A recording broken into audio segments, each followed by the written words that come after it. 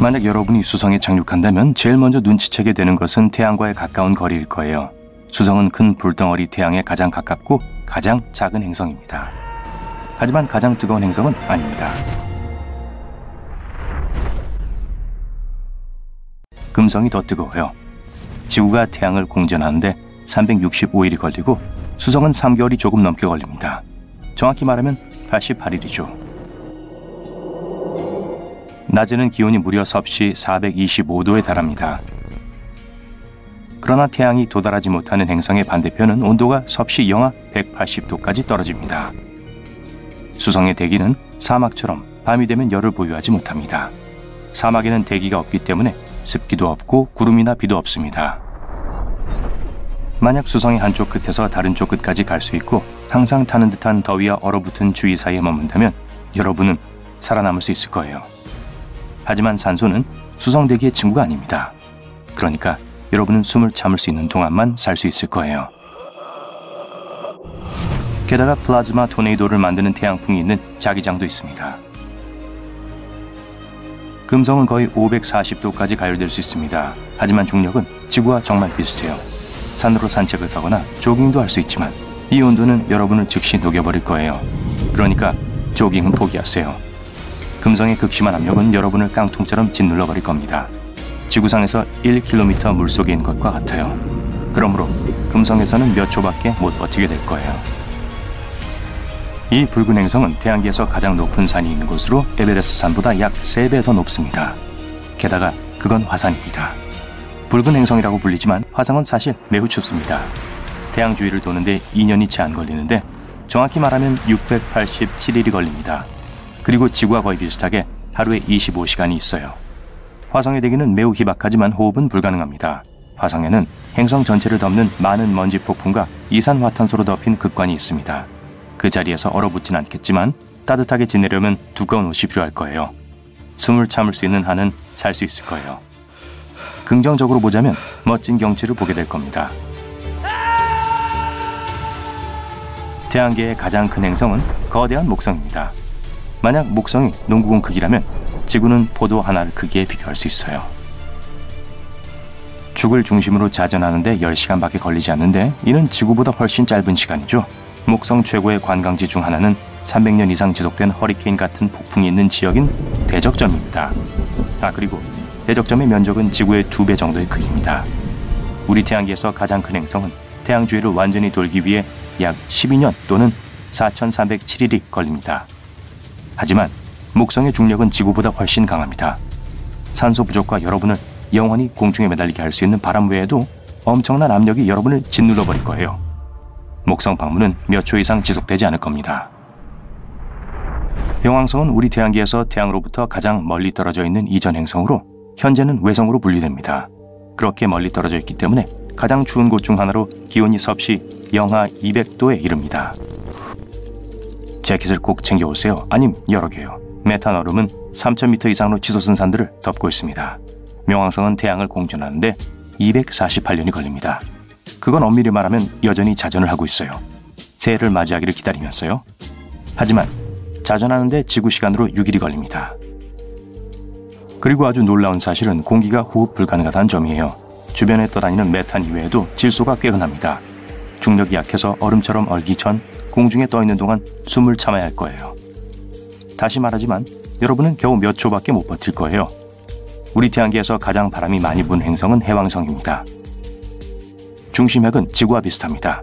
해왕성 주변엔 14개의 달이 있습니다. 지구에 비해 하루가 조금 짧아요. 하루에 17시간밖에 시간이 없어요.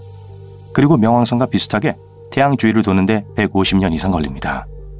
해왕성은 또한 수소 헬륨 대기 속 메탄에 의해 붉은 빛이 흡수되기 때문에 푸른 행성으로 알려져 있습니다. 그래서 숨을 쉴 수 없는 것 말고도 그 압력이 목성에서처럼 여러분을 짓눌러버릴 수도 있습니다. 그 누구도 그곳에서 몇 초 이상 버틸 수 없어요. 두 번째로 큰 행성은 다름 아닌 토성이며 그 주위에 고리가 있습니다. 멀리서 보면 토성의 고리는 회전하는 큰 바위 덩어리처럼 보이지만 사실 그건 작은 조약돌에서 버스 크기의 물체까지 온갖 크기의 얼음 입자와 바위로 이루어진 여러 층으로 이루어져 있습니다. 고리는 토성 주위의 중력 때문에 그런 모양을 갖게 됩니다. 토성에서의 하루는 11시간밖에 지속되지 않습니다. 대기 상층부에는 바람이 많이 불어요. 토성에도 목성처럼 많은 위성이 있습니다. 그리고 목성처럼 눈 깜짝할 사이에 여러분은 행성 깊은 곳으로 극심한 압력에 짓눌릴 거예요. 여기서도 몇 초 이상은 못 버텨요. 타이탄은 토성에서 가장 큰 위성이고 태양계에서 두 번째로 큰 위성입니다. 현존하는 어떤 행성이나 달에 비해 지구와 가장 가까운 조건을 가지고 있기 때문에 이곳에서 사는 것은 쉬운 일이 될 거예요. 하지만 추운 날씨가 여러분을 얼어붙게 만들 거예요. 이 위성은 사실 태양계 전체에서 액체강, 바다, 그리고 호수를 가진 유일한 곳입니다. 그것은 모두 메탄과 에탄으로 덮여있고 대기는 지구와 매우 비슷합니다. 비가 오는 시기도 있어요. 우리의 달도 그리 우호적이진 않습니다. 산소가 부족하기 때문에 숨을 참을 수 있을 만큼만 버틸 수 있어요. 태양으로부터의 우주 광선도 영향을 미치겠지만 달의 분화구를 건너뛰는 것은 꽤 재밌을 거예요. 만약 태양에 가려고 한다면 눈 깜짝할 사이에 증발할 거예요. 온도는 섭씨 1500만 도에 이를 수 있는데 이는 중심핵 근처에서 측정된 수치일 뿐입니다. 외피층도 조심하는 게 좋을 거예요. 여러분은 원자 상태로 만들 테니까요. 가장 좋은 방법은 브레이크를 밟고 가장 가까운 출구로 나가는 것입니다. 태양에서의 예상 생존 시간은 1초 미만입니다. 우리의 작고 푸른 행성은 평균적인 인간이 80세까지 살 수 있는 유일한 곳입니다. 우린 적당한 날씨 조건에 잘 적응했고 엄청난 중력에 짓눌리지도 않을 거예요. 건조한 사막에서부터 눈 덮인 얼음 봉우리까지 어디서든 살 수 있습니다. 우리가 생존할 수 있는 완벽한 균형을 가진 유일한 장소입니다. 과학자들은 언젠가 우리가 지구가 아닌 다른 행성에서 살 수 있기를 희망합니다. 화성은 우리를 수용할 수 있는 가장 가까운 장소입니다. 우리가 화성에 살기 위해선 돔을 지어야겠지만요. 일론 머스크는 테슬라봇을 최초의 비인간 승무원으로 그곳에 착륙시켜서 인간을 위한 미래의 집을 짓기 시작하고자 합니다. 로봇은 행성에 대한 정보를 얻을 수 있고 인간이 걷고 행동하는 방식을 모방할 수 있기 때문에 우리가 무엇을 걱정해야 하는지 알려줄 거예요. 어떤 경우든 인간은 다른 행성에 가까이 가기 위해 우주복을 챙겨 입을 필요가 있을 거예요. 우리의 몸은 환경에 맞게 자연적으로 진화하지 않는 한 그러한 조건에서 살 수 있도록 만들어지지 않았습니다. 타디그레이드는 가장 깊은 바다에서부터 가장 높은 산봉우리까지 가장 극단적인 조건에서 살 수 있는 유일한 동물입니다. 과학자들은 이 미세한 생물을 우주로 쏘아 올렸고 타디그레이드가 우주의 진공에서 최대 10일 동안 생존한 후 어렵지 않게 돌아올 수 있다는 사실을 발견했습니다. 아마도 이들은 태양을 제외한 다른 행성에서 가장 오래 살 수 있는 유일한 지구 생명체일 겁니다. 과학자들은 만약 큰 소행성이 지구에 충돌한다고 해도 타디그레이드는 완벽하게 살아남을 수 있다고 주장합니다. 하지만 인간은 적절한 장비 없이는 지구 밖에서 살 수 없습니다.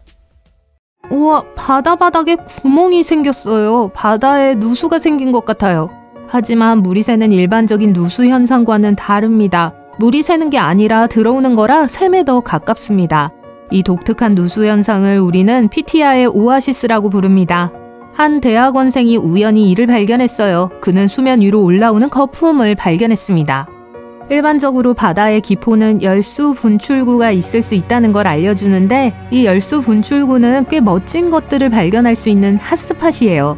이 통풍구는 실제로 해저에 있는 온천과 같은 역할을 해요. 하지만 따뜻한 물로 거품을 내는 대신 지구의 지각에서 과열된 유체를 방출하죠. 해수가 이 균열로 스며들어 지각 깊숙이 이동하면 매우 뜨거운 멘틀과 접촉하게 돼요.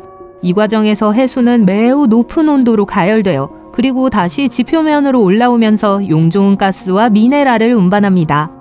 통풍구에서 뜨거운 액체가 뿜어져 나오면 주변 바닷물과 섞여 빠르게 냉각됩니다. 통풍구에서 조금만 떨어져 있어도 수온이 20도씨 정도로 내려가는데 일부 생물들이 좋아하는 온도죠. 그리고 어둠 속에는 유령 물고기, 거대한 붉은 팁관충, 등에 눈이 달린 독특한 새우와 같은 진짜 괴물들이 살고 있어요. 튜브벌레와 박테리아와 같은 일부 생물은 혹독한 환경에서 살아남기 위해 통풍구에서 방출되는 화학물질과 미네랄에 의존합니다. 하지만 이 경우 거품이 일어나는 물은 열수 통풍구에서 나온 게 아니에요. 샘 때문에 거기에 있었습니다. 그리고 그게 좀 더 우려스러운 점이에요. 이 저수지의 물은 그 자리에 머물러야 해요. 물이 너무 많이 새어나가면 특히 주변 지역에 심각한 결과를 초래할 수 있습니다. 태평양 북서부 해안의 거대한 단층대인 캐스케디아 섭입대를 따라 이 특이한 누출을 볼 수 있어요. 이곳은 지각을 구성하는 두 개의 큰 판이 서로 만나 나란히 미끄러지는 곳입니다. 피티아의 오아시스에서 나오는 물은 이 판들 사이에서 윤활유 역할을 해요. 단층대를 에어하키 테이블이라고 생각하시면 돼요. 유체 압력이 높으면 마치 에어가 켜져 있는 것과 같아요. 즉, 판 사이의 마찰이 줄어들어 판이 움직일 수 있습니다. 하지만 유체 압력이 낮으면 두 판이 서로 고정되어 스트레스가 쌓일 수 있어요. 그렇다고 해서 기분이 나빠지는 건 아니고요. 지각판의 맥락에서 응력은 변형을 일으킬 수 있는 압력이나 힘을 말합니다.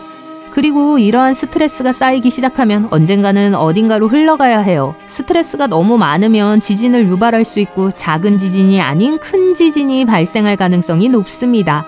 예를 들어 캐스케디아 섭입대에서 스트레스가 방출되면 규모 9의 지진이 발생할 수 있어요. 비교해보자면 지금까지 기록된 가장 큰 지진은 1960년 칠레에서 발생한 규모 9.5의 지진이었습니다. 피해가 막대했던 만큼 물이 저수지에 남아 지각판 사이의 섬세한 균형을 계속 유지할 수 있기를 바랄 뿐이에요. 우리는 바다의 5%만 탐험했습니다. 바다 밑바닥에 얼마나 많은 멋진 것들이 발견되기를 기다리고 있을지 누가 알겠어요. 예를 들어 아조레스 제도 근처의 대서양 심해에서 하루가 1년보다 더 오래 지속되는 것을 상상해보세요. 금성에서 하루는 자전축을 한 바퀴 도는 것을 의미하며 지구의 243일과 맞먹는 긴 시간입니다. 더 이상한 점은 금성은 하루가 이렇게 길지만 1년이 지구보다 짧다는 사실입니다. 지구가 태양 주위를 한 바퀴 도는데 약 365일이 걸리는 반면 금성은 단 225일 만에 완료합니다. 따라서 금성에게 하루는 1년보다 더 대단한 날입니다. 금성은 일반적으로 이상한 행성입니다. 지구보다 조금 작지만 지구와 매우 닮아 지구 쌍둥이라고도 불립니다. 하지만 몇 가지 큰 차이점도 있습니다. 예를 들어 금성은 반대 방향으로 돌기 때문에 태양이 서쪽에서 뜨고 동쪽에서 집니다. 그리고 자기 멋대로 움직이는 행성은 금성만이 아니에요. 천왕성도 그렇습니다. 마지막으로 금성은 대기는 정말 대단합니다. 지구에 서 있으면 주변 공기의 무게를 잘 느끼지 못합니다. 하지만 금성에서는 코끼리가 어깨 위에 앉아있는 것과 같은 느낌을 받을 수 있어요. 금성의 대기압은 지구의 90배에 달해요. 금성의 대기에는 두꺼운 독성 가스층이 있습니다. 예를 들어 모든 화산에서 방출되는 이산화탄소가 있죠. 엄청난 힘으로 대기를 누릅니다.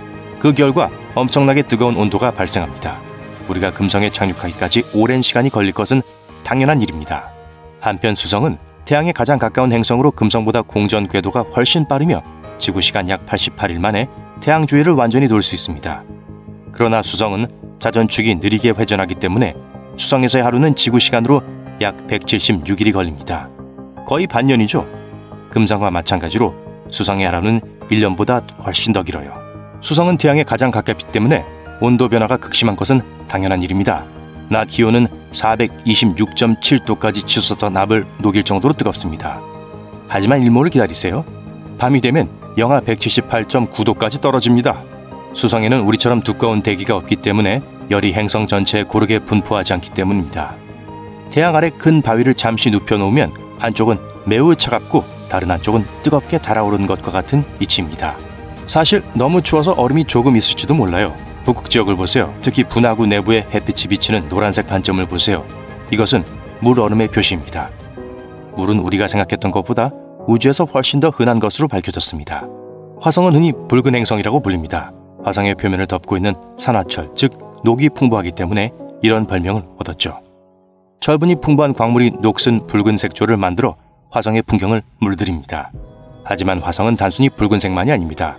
화성에 서 있으면 캐러멜과 황금빛, 약간의 갈색, 심지어 약간의 초록빛이 도는 사막과 같은 버터스카치 지형을 볼 수 있을 겁니다. 화성에는 태양계 전체에서 가장 큰 산인 올림푸스 몬스도 있습니다. 높이가 약 22km에 달하는 이 산은 에베레스트 산보다 더 높습니다. 이 산은 저점성 용암이 분출하면서 형성되어 방패와 같은 구조를 이루고 있습니다. 화성은 모래로 덮여있기 때문에 엄청난 먼지 폭풍으로도 유명합니다. 하지만 이 폭풍은 우리가 생각했던 것보다 훨씬 더 무서운 것으로 밝혀졌는데요. 몇 달 동안 지속될 수 있다고 합니다. 이 폭풍은 미래의 인간 탐사에 어려움을 줄 수 있지만 멀리서 관찰할 때 화성의 매혹적인 모습을 연출하는 데도 기여합니다. 폭풍뿐만 아니라 지진까지 있어요. 지진 진동이라고도 알려진 화성의 지진은 1969년 나사에 의해 처음 감지되었습니다. 지각판의 움직임으로 인해 발생하는 지구의 지진과 달리 화성의 지진은 행성 내부의 냉각과 수축으로 인해 발생하는 것으로 추정됩니다. 두 행성이 얼마나 비슷하면서도 다른지 흥미롭습니다. 토성의 상징적인 고리는 지구의 고대 과거와 관련된 비밀을 간직하고 있을 수 있습니다. 고리는 주로 얼음 입자와 파편으로 구성되어 있으며 우주적 관점에서 볼 때 수억 년밖에 되지 않은 비교적 젊은 나이로 추정됩니다. 이 고리들이 어떤 격변적인 사건 이후에 탄생했다는 이론이 있습니다. 예를 들어 두 개의 큰 위성이 충돌하거나 해성이 분리된 것이 그 예입니다. 흥미로운 점은 이 연대가 공룡이 지구에서 멸종한 시기와 일치한다는 것입니다. 연관성이 있을까요? 누가 알겠어요? 토성은 고리 왕관을 쓰고 있지만 태양계에서 고리를 가진 행성은 토성뿐만이 아닙니다. 목성, 천왕성, 해왕성에도 고리가 있지만 토성만큼 눈에 잘 띄고 멋지진 않습니다. 하지만 토성에서 진정으로 눈에 띄는 것은 북극의 웅장한 육각형입니다. 육면체의 거대한 도형입니다. 이 놀라운 구조물의 각 변의 길이는 약 14,484km로 지구 지름보다 1,931km나 더 길어요. 과학자들은 그것이 어떻게 형성되었는지, 왜 형성되었는지는 확실하지 않지만 풍속의 변화 때문일 수도 있고 국부적으로 느리고 구불구불한 제트 기류에 의해 형성된 것일 수도 있습니다. 지금까지는 토성의 또 다른 미스터리로 남아있습니다. 토성의 육각형과 마찬가지로 목성에도 이상한 점이 있습니다. 그것은 대적점이라고 불립니다. 적어도 350년 동안 격렬한 폭풍을 일으켜왔으며 지구 자체보다 더 큰 폭풍입니다. 그 이름과는 달리 이 지점의 색은 벽돌색에서 옅은 연어색에 이르기까지 수년에 걸쳐 다양하게 변해왔습니다. 과학자들은 이 지속적인 폭풍을 계속 연구하여 그 지속성과 끊임없이 변화하는 색채의 신비를 밝혀내고 있습니다. 기상학적으로 대적점은 강력한 폭풍입니다. 목성의 남반구에서 엄청난 압력을 발생시킵니다. 한편 목성 자체는 강력한 자기장을 가지고 있습니다. 목성의 자기장 영향력은 엄청납니다. 목성의 자기장은 행성